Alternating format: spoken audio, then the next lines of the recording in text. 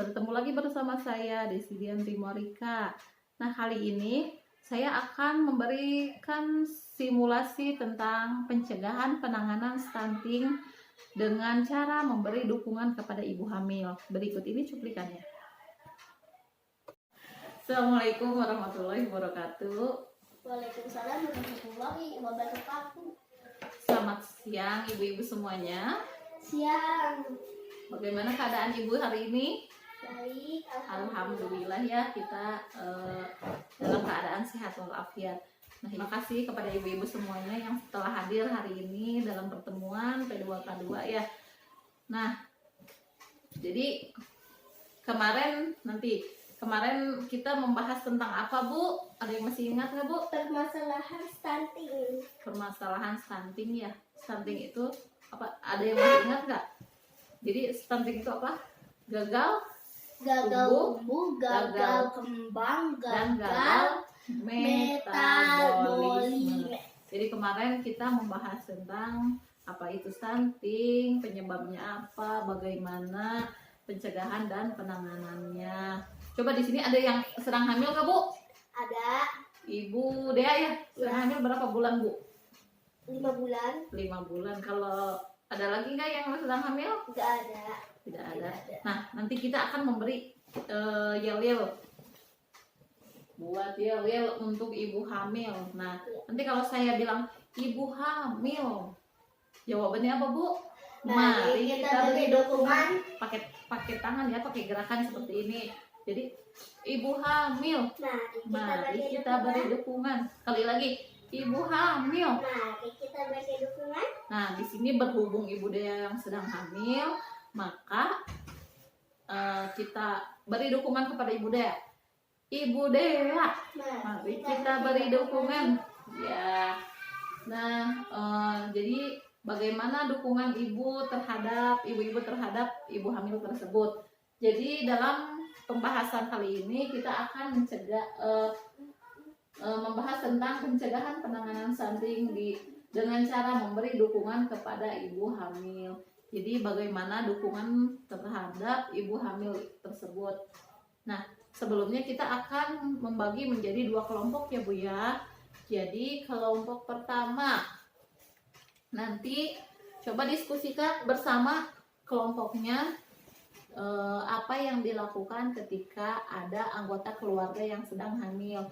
Jadi misal di keluarganya ada yang sedang hamil, nah kita harus melakukan apa? Nah, yang kelompok kedua, Ibu Dea ya, Bu ya. Ibu, apa yang dilakukan ketika ada ibu hamil di masyarakat? Jadi misal tetangganya sedang hamil, jadi harus bagaimana? Silahkan diskusikan bersama kelompoknya Ibu ya. Jangan lama-lama, saya kasih waktu 2 menit deh. Ibu coba Bu bacakan salah satunya dulu, nanti kita bahas. Mendampingi ibu hamil, mengikuti kelas hamil 1. Terus yang kedua apa, Bu? Mendampingi ibu hamil, memeriksa kandungan.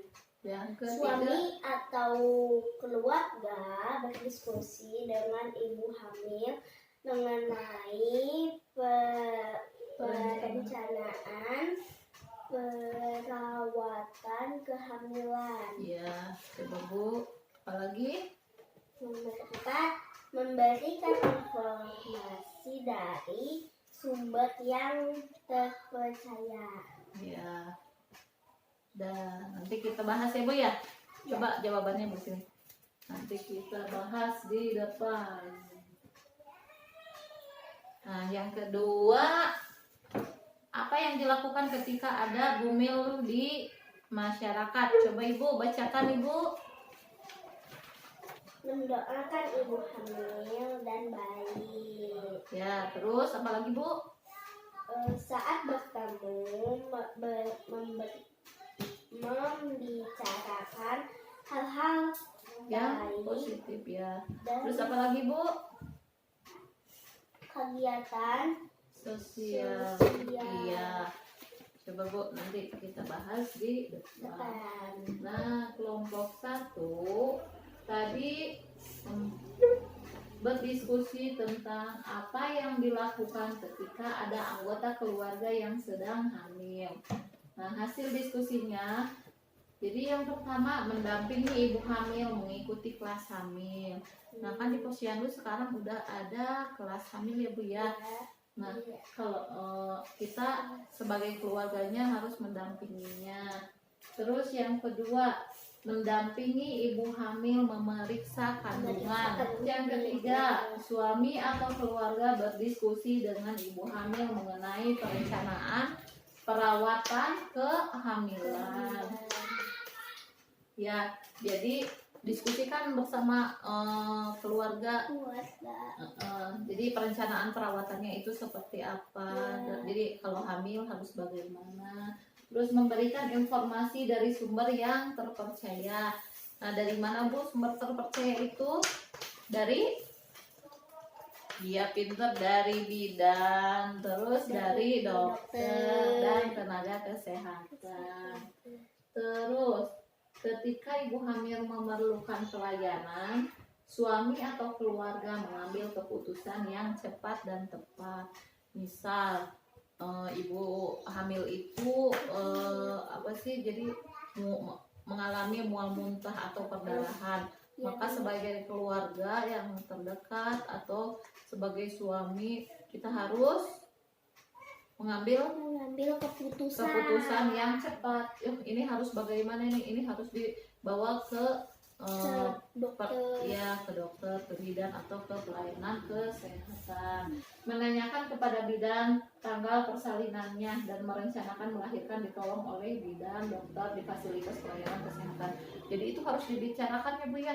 Jadi kalau sedang hamil, kalau ada yang hamil, jadi harus membicarakan nanti persalinannya ke bidan, persalinannya itu kapan gitu. Terus nanti kalau mau bersalin itu nanti mau sama bidan atau sama dokter gitu, atau mau di puskesmas atau di posyandu. Nah, kelompok 2, apa yang dilakukan ketika ada ibu hamil di masyarakat? Jadi yang pertama, sering mengunjungi atau menjenguk ibu hamil. Nah, jadi sebagai tetangganya harus apa Bu? Ya harus melihat. Jadi kalau ada yang hamil harus harus menengok, terus harus mengunjunginya ya, jangan lagi hamil dicuekin atau gimana. Terus mendoakan ibu hamil atau bayinya. Jadi kalau ada ibu hamil di tetangga kita, coba doakan mudah-mudahan bayinya sehat, terus ibunya juga sehat. Nah, terus yang selanjutnya, tetangga bisa membantu meminjamkan kendaraannya. Nah, membicara. Nah, misal si ibu hamil itu tidak punya kendaraan untuk apa?